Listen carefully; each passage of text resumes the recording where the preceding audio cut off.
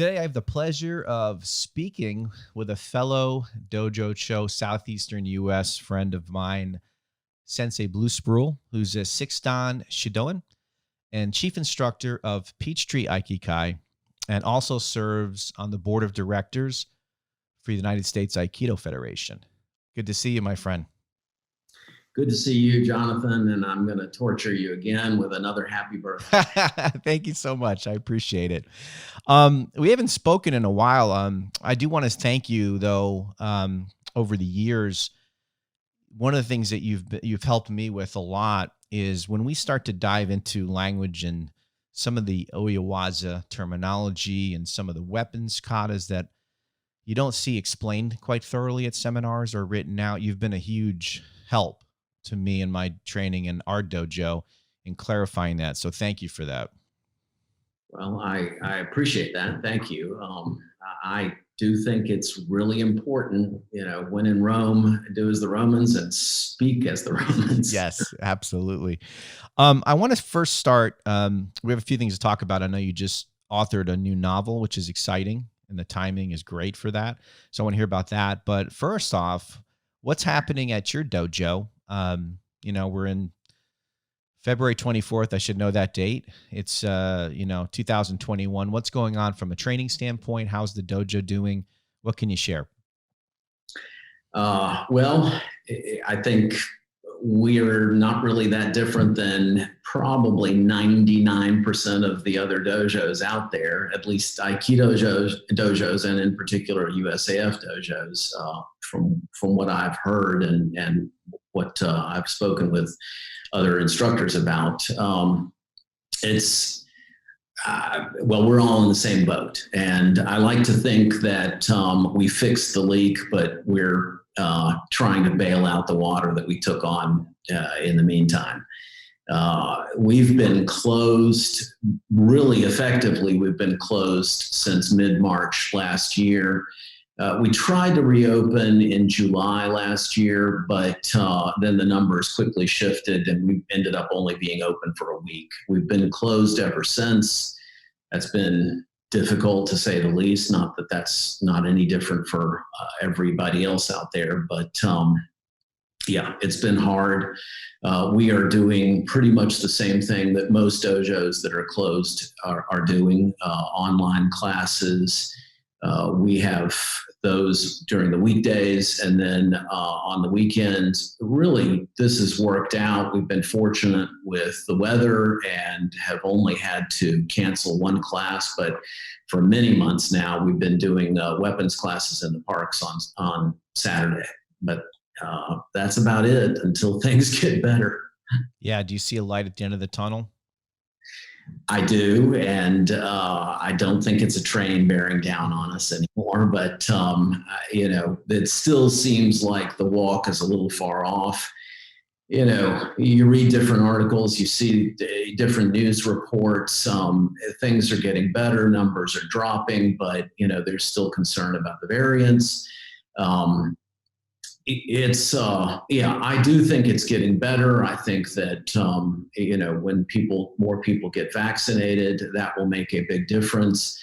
But we're still in the new abnormal, and I think even after vaccination, I know for my part, for our dojo, even after vaccination, when we do reopen, we're already talking about the protocols, and we're going to keep those in place.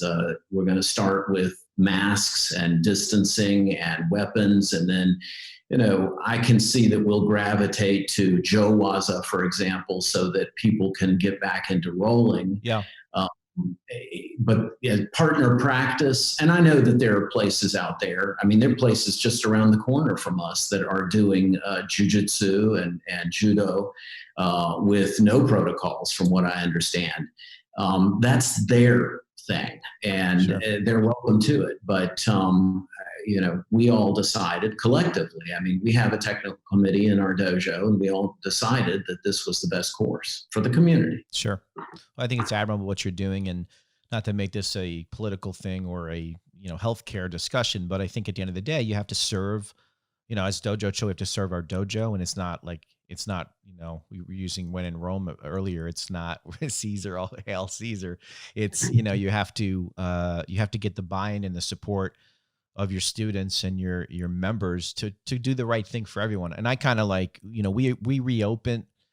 We never closed. We were open in a sense, like you said, we were doing Zoom first right off the bat last year, and then the weather got warmer. We were in our parking lot. Luckily, I have a nice facility with my own parking lot that I can have 50 people in there with 20 feet apart.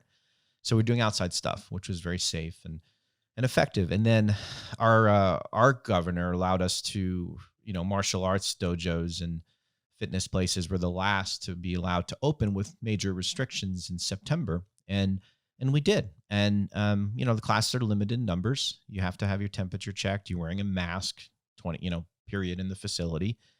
Social distance, no touching, only kata, by yourself and on your space. So at least, we're able to keep people together, which I think is the most important thing, that social aspect of the art that we know. So I'm like you, I do see the light at the end of the tunnel. I think being in the Southeast too, we're blessed with nice weather. So as it gets warmer this spring and summer, we'll all be able to do more outside. Especially recently. Oh yeah. Yeah, exactly. It's been unbelievable. In Texas being 10 degrees for 2 weeks. Yeah, we've had more rain. I was joking with somebody that I'm going to sell or trade in my car for a boat so I could just get across my lawn. I don't know how much rain you guys have gotten, but it's crazy. I want to go back a second because I don't know if a lot of people know this, but I met you probably 20 years ago at one of your first seminars. I remember it was Dogwood Aikikai. That was the name. It was Canvas. I remember because you guys were the one of two place dojos that I had been to that had Canvas, and we know the pros and cons with Canvas, right? But it was really cool surface, and I just remember training down there.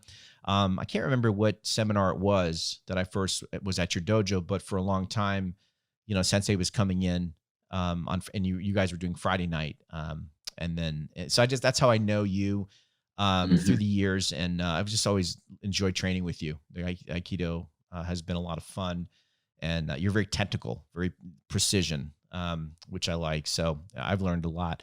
But if you go back, when did that shift? When did Dogwood become Peachtree? And Sure. Like anything, probably blessing in disguise, but headaches with it. Do you look back and go, that was a great decision, I'm glad I did that, and that kind of thing? Yeah, yeah, it's interesting.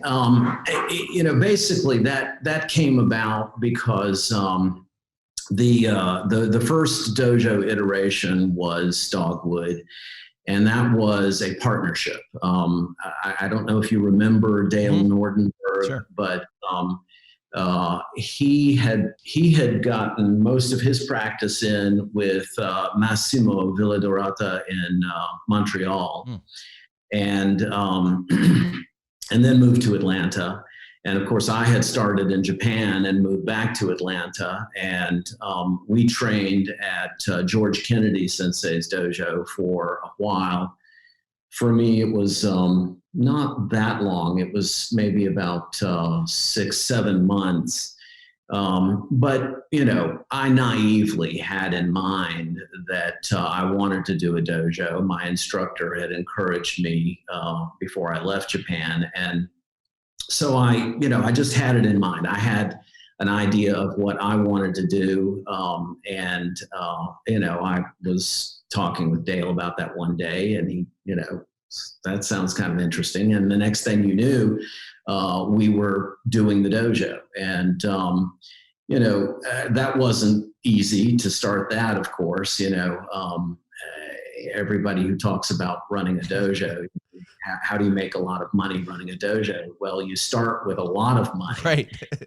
and I mean, you start with a lot of money, open a dojo, and then you're left with what little there is left over. Sure. Let's see, that was about 15 years that I did that together with Dale. And then it coincided with Dale making a decision to move to New York. And that was about the time that I was feeling that I, was ready to sort of take the helm, because I had basically we were co-chief instructors, but I really looked at supporting Dale as the primary chief instructor. And then at that time, I thought, okay, I'm ready to do this. And I was thinking about just striking out and doing another separate dojo. And then we came to an agreement about me just taking over Dogwood. And in order, change of management, I just kind of wanted to telegraph that it was something different. Not, tremendously different, but something different. So I chose Peachtree. Dogwood was, that was one choice. Atlanta's famous for its dogwoods, but Peachtree is all over the place. So I decided that might be the best way to do it. I like it. Yeah. And over the years, I've gotten to train with a lot of your students at winter camp, and it's always a blast. So like you said, the name changed, but the quality remained, right? Yes. So let's talk about this new novel that it dropped like a month ago. Has it been? That's 2 months, 2 months ago. Okay. Called Taro, right? Am I saying that right? Yes. Okay. Yeah. So I saw this. I know you talked to a friend of mine, Reuven, online. Yeah. I saw the nice review you left him for that book, by the way. It was very nice of you. And he drops this book. He asked me to do the not the introduction. What's the other part? The forward. And here Bernard Sensei did the introduction. So like his book comes out, and then the next thing you know, I see an email or to post, and again, not the same type of book by any means, but you drop something and we're like, this is cool. So tell me, I know you're a very successful lawyer, very successful martial artist, but I had no idea you were a writer. I had no idea either. I'm not sure I am still. I have. That was actually, that's the third novel I've written, but the first published.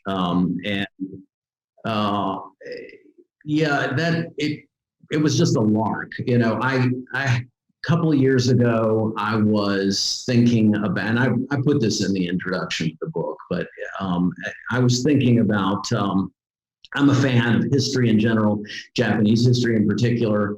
And, I saw a parallel between the three great unifiers of Japan's 16th century and the three animal companions of Momotaro, which is one of the traditional Japanese folk tales.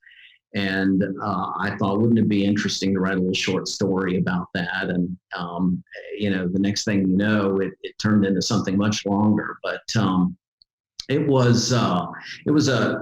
hopefully everybody will be very charitable in their reading and review of it, because I did, speaking of dropping it, I did literally drop it in 6 months.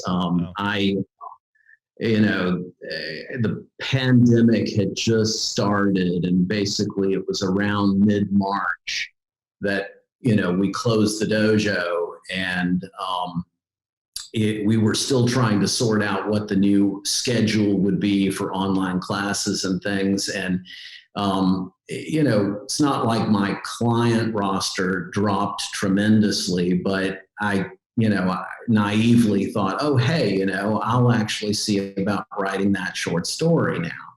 And then, once I had outlined it, I thought, okay, well, maybe I'll take a stab at turning it into something longer. And it was about 5 months in the writing of it. And then it was about 2 to 3 months of sorting out what it's like to self-publish, because I did do it through the Amazon platform. Sure. That was more expedient than anything else. I thought, okay, because I had been this route before. Try to find first finish the manuscript, and then try to find somebody who actually thinks it's worth anything. Try to find an agent, and then the agent wants to put their input into it, and then the publisher wants to put their input into it. Right. So you end up not publishing for 2 to 3 more years, if that. I just thought, no, I'm assuming that the pandemic is going to end soon, hopefully. I'm not going to have time to deal with that. So let me just see what it's like to just throw it out there. Wow. Awesome. I love I love learning new things about people. Like, and I had no idea. So I have to grab a copy. I'll be honest. I'm a little bit behind the curve on that, but I will grab one and share. No worries. So I wanted to wrap up a little bit with you and I are similar but different in some ways. Like I've talked to a lot of seniors, like to us that have been training for 45 to 55 years. It seems like, and I know you. Are you in? Are you at 40 yet or 30 change? I'm just shy of Okay, yeah, 35. and I'm Yeah. at 20. So, but I think you're a young 35. So what I mean by that is like what as Aikido, the landscape has changed. We both know very, very well, even right before the pandemic, and now the pandemic hits, and everything has changed forever. Until we're back to, like you said earlier, semi-normal, like till we're back to what we've been used to, especially with the Aikido training. Um, what are your predictions? Like, what do you see happening? Let's say 3 years from now, 5 years from now, because ultimately, a lot of dojos will permanently close. That's just a hard fact. And, Yeah. and and for good reason. I mean, some of the instructors have been around for a long, long time, and it's a lot of work. And they might have, the average dojo in the USAF might have what, 5 to 10 students? That might be a little bit of an exaggeration, but it's a low number.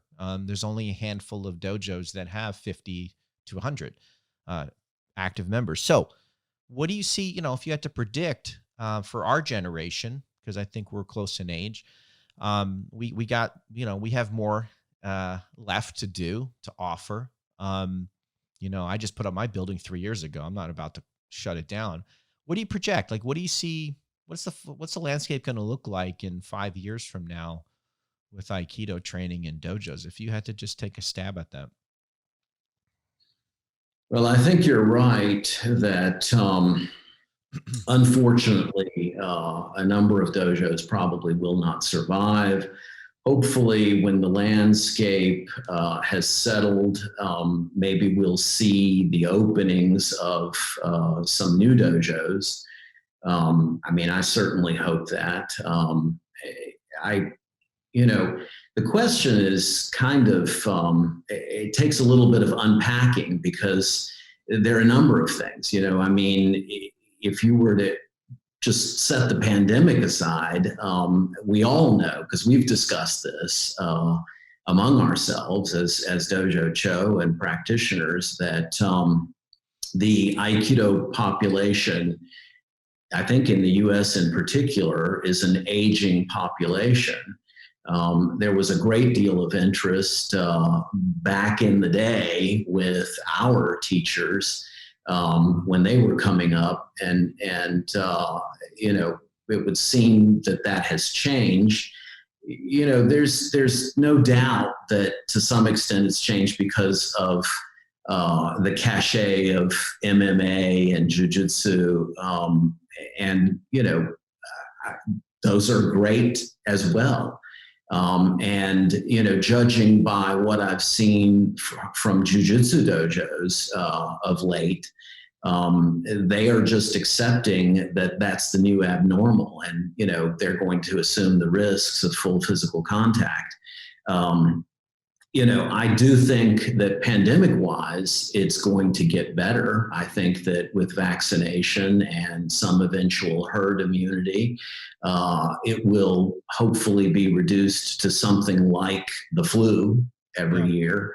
Not that the flu can't be, dangerous for some people still, but the numbers are obviously different. But I mean, Aikido is an adaptive art. And I'm not trying to say that Jiu-Jitsu, for example, isn't. I mean, Aiki has that, in the word Aiki has the concept of blending and adapting to force, to forces, pressure, and so forth. And Jiu-Jitsu is obviously sort of, the same thing, suppleness, pliability. this is the nature of all things. Change isn't anything that anybody wants. We get very comfortable in something, and we want to stick with it because it's what we know. But our art actually teaches us to adapt with whatever we're confronted with. And so I have to believe that we're going to find that there's something new to this, that we'll learn how to deal with it.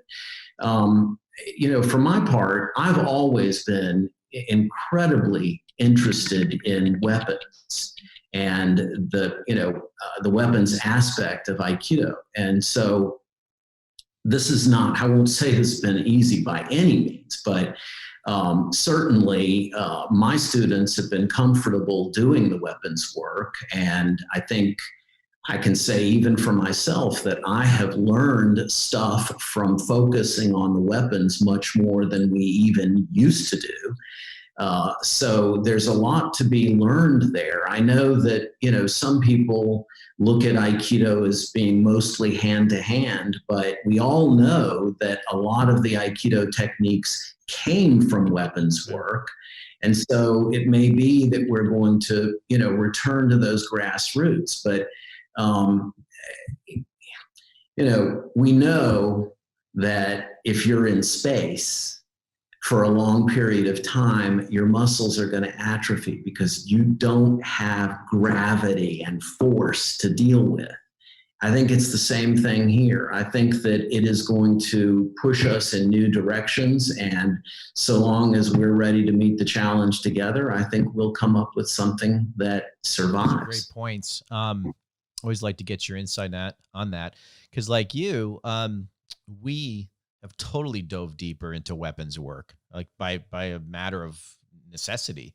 We did weapons. Some schools do some do none, some do a lot. So we've gone from in between some and a lot to a lot, and introducing more of the great teachers' concepts and Saito Sensei's weapons and more of Chiba Sensei's weapons and Kanai, et cetera. So I think that's a great point. And to your point about, I don't know about you, but swinging weapons is not going to help your physical aspect of training that's required in Aikido from the cardiovascular standpoint and the basic fundamentals of Ukemi. So that's a struggle, I think, for all of us, is to try to figure out a way, because I have some students that quite honestly hate exercise. They never went to a gym. They didn't like to do a bike. This was their form of exercise.